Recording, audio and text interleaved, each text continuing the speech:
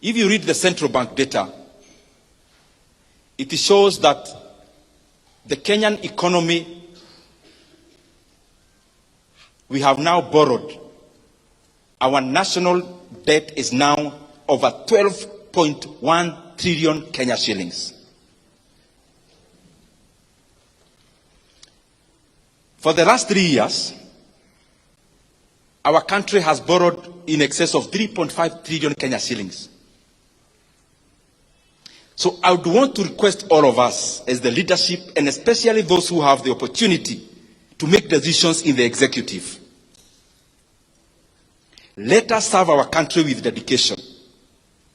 And let us not seek to give good narratives out there when the Kenyan economy is actually being teared down or torn down. We have borrowed over 3.5 trillion Kenya shillings in 3 years. President Kibaki borrowed 1.2 trillion in the entire 10 years he was president. And therefore we have borrowed 3 times in 3 years. We have borrowed 3 times what Kibaki borrowed in 10 years. That's the money Kenya has borrowed in the last 3 years alone. 3 times what Kibaki borrowed in 10 years. And in that money I have not included other debts that Kenya has now become clever to borrow in the name of something called securitization. I have not mentioned even that.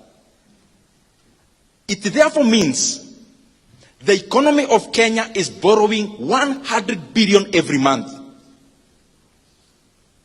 And every single day, when the lights go off, every day, every single day, Kenya is borrowing 3.4 billion every day.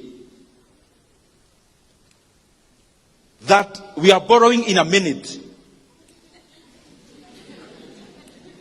You can do the calculations and see. In an hour, maybe we are borrowing around 137 every 1 hour.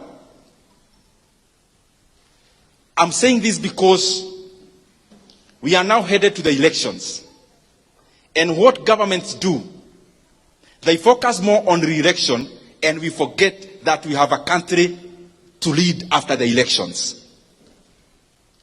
And what that means is that every time we are nearing elections, we start having something called fiscal expansion. Because maybe there is nothing much to be seen for the past year, then in basically 1 year, we want everything to be seen. And therefore, what do? We become reckless in borrowing. Kenya is there now. That now our debt is 12 trillion Kenya shillings.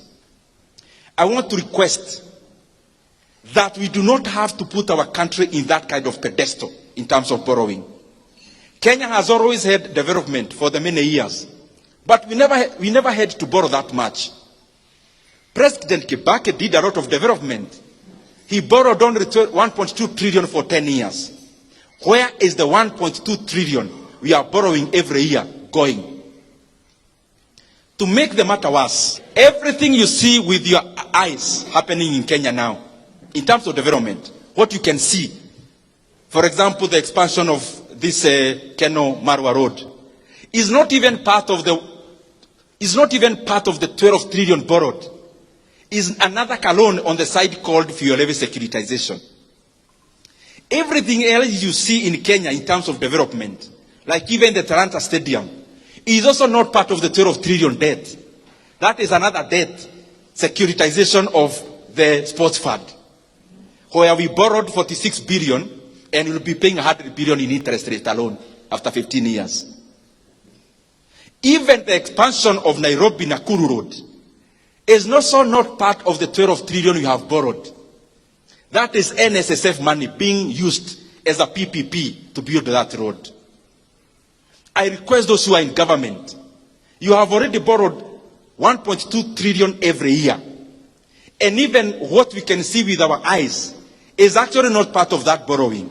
Please, kueni na huruma ya nchi ya Kenya.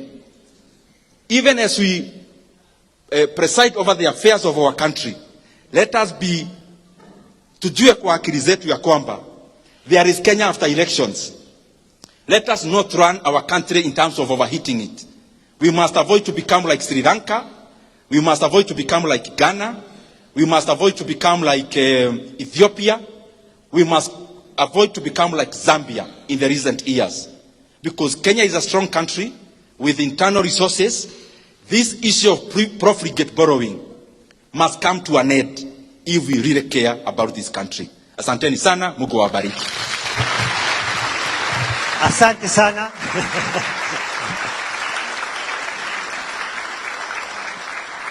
I'll kindly request Bwana Mheshimiwa to come back. Did Nyoro come back on stage here? I would like to present you something.